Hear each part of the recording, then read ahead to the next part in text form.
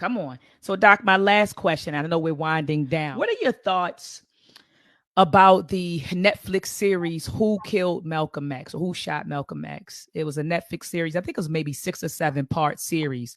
And I'm pretty sure you got a whiff of it or saw it. But what are your thoughts on that series? Oh, I've studied it. You studied it in great detail. The Netflix series is a textbook example of a particular intelligence operation called a limited hangout. Limited hangout is an operation that both the FBI and the CIA, but mainly the CIA, engages in. Limited hangout is an intelligence operation in which the agency will disclose a lesser crime publicly in order to conceal a greater crime. So it will, in a limited fashion, hang out guilt of one thing, the aim of which is to capture the attention of the people and then mislead them away from discovering the bigger picture.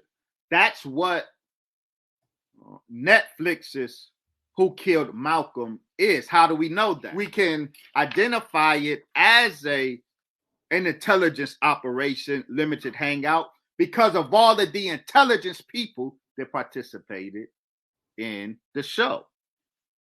Intelligence bossy operative Tony Bowser, Arthur Fulton, FBI agent, Gary Future, bossy agent, John Fox, FBI historian. The number of intelligence personnel who participated in the Netflix series Who Killed Malcolm X is proof positive that this was an intelligence operation, specifically a limited hangout. Now, how should we visualize this limited hangout? First, understand that Abdul Rahman Muhammad, even though he's the face and we follow him through 6 episodes, he was window dressing, with due respect. He was representing the research of 2 white people who are the producers and the researchers, Phil Bertelsen and Rachel Dretson.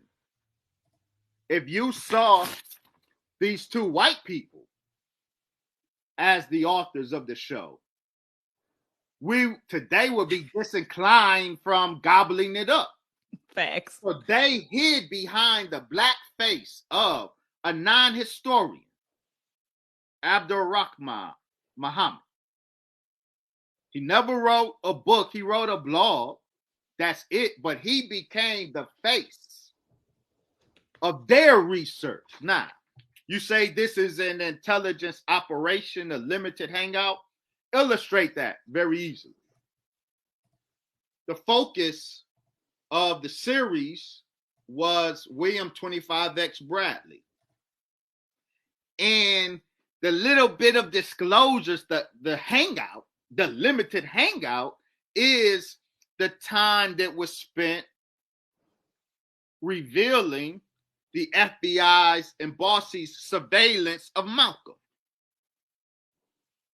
Okay, so they gave us that. We deemed Malcolm an enemy. So all of this was dangled out, right? This is the limited hangout. And so I had Muslims calling me excited. You see Netflix? Oh boy, they telling truth. Thinking that through Netflix, the devil has finally come forward. Well, no, except in a limited way. When you get to episode 5 and 6, all of the focus is on William 25X Bradley, the alleged shotgun shooter. But all of the focus is on his relationship to Muhammad Mas number 25 in Newark. What they deceptively left out was William 25X Bradley's relationship to the New York Police Department, one of the most important witnesses, two of the most important witnesses to the murder. I mentioned one, Herman Ferguson, but also Roland Shepard. Now, Roland Shepard is a white man. He was a socialist, one of Malcolm's socialist comrades. When Malcolm would go to speak at the Militant Forum, as he did, Roland Shepard took care of security for Malcolm at the Militant Forum. Roland Shepard, whenever Malcolm would speak at the Audubon, Roland Shepard is there. Roland Shepard on the 21st of February was outside, as he always is, selling their paper, their socialist paper. When Malcolm arrives around 2:15 or so. Roland and Malcolm chop it up a bit. Malcolm goes in. Roland finishes up selling his papers, and then he goes in the Audubon to take his normal seat, the seat that the press normally has, which is when you're facing the stage. There are two rows of chairs, the left side, the right side, and then a middle aisle. Roland Shepard and the press, often the white press, normally sat in the front row on the left side facing the stage. Roland went to take his seat, his normal seat in the front row, left side with the rest of the press. Gene Roberts, the bossy agent, stops Roland. And we're talking about Netflix. I'm illustrating what the critical information that the Netflix series left out, the limited operation. Mm-hmm.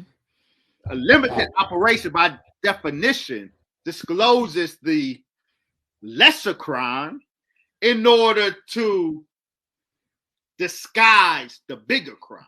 So I'm illustrating that. Roland goes to his seat in the front row, left side, but Gene Roberts comes to him and says, Roland, you're not sitting here today. He takes him over to the right side and sits him in the front row. Roland says he thought that was strange, but he figured, okay, well, maybe it's because there's some VIPs who that front side is reserved for. So he goes over to the right, but as he takes his seat, he turns because he wants to see who it is that is sitting in his seat.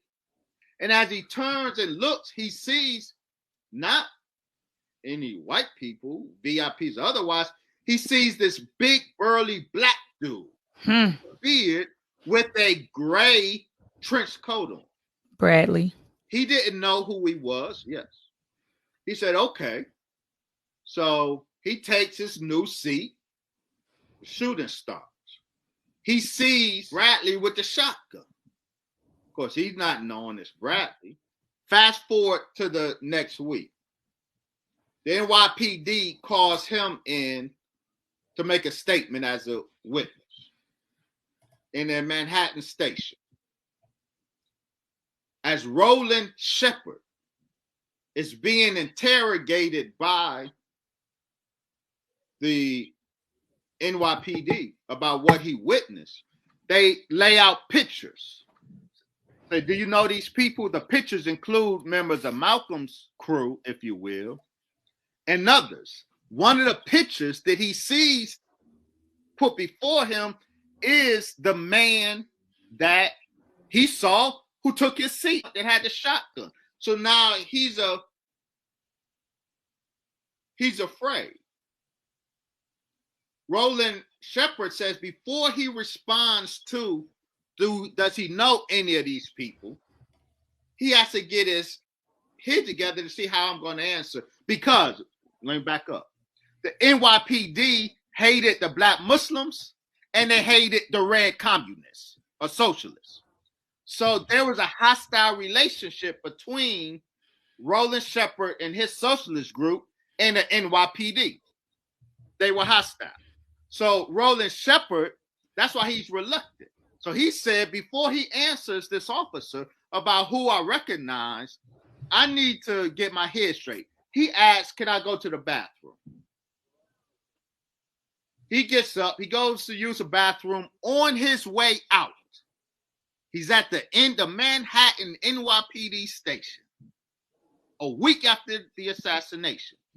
On his way out of the bathroom, he passes by the man in the gray coat that took his seat at the Audubon, that wielded the shotgun. He said, this man, so now he's shook. He says, this man goes into an office there at the NYPD station as if it was his own office. So now Roland is scared.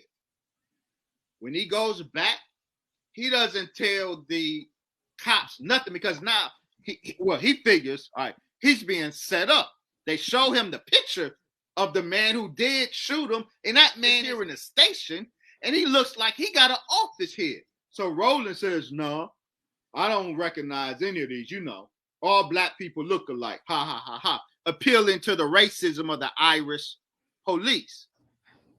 So he leaves the station. Years later, after Manny Marable's book is published in 2011, and then Abdurrahman Muhammad's, his blog, he wrote a blog identifying William 25X Bradley as Al-Mustafa Shabazz of Newark. And that blog had a picture of Al-Mustafa Shabazz of Newark in it. Somebody sent Roland Shepard that blog with that picture of Al-Mustafa Shabazz, a.k.a. William 25X Bradley. Roland Shepard says that's the one that took my seat, was given my seat at the Audubon, who wielded the shotgun, and who was at the New York Police Department a week later, going in what looked like was his own office. Paul Lee, who was considered the preeminent Malcolm X scholar in the early 90s, he reports having discovered several FBI assets that were in Muhammad Mas number 25. William 25X Bradley was an FBI asset in number 25. The Newark office of the FBI, going back to 1963, had a file on William 25X Bradley. Another thing,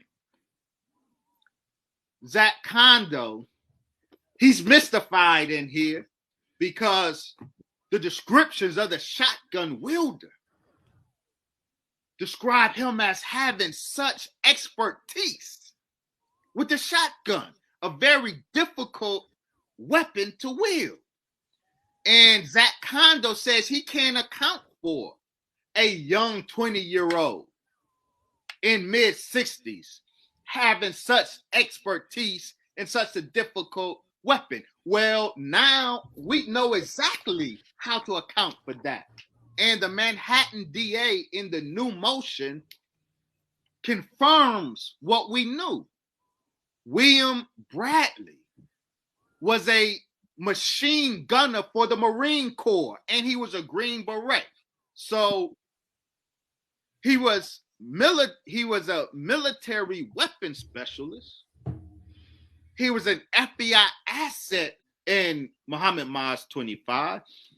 And that relationship with the New York Police Department, the liaison between boss of New York Police Department and the FBI is no doubt the background of William Bradley's authoritative presence in the NYPD station on that day when Roland Shepard was leaving out of the bathroom as Bradley was entering into an office.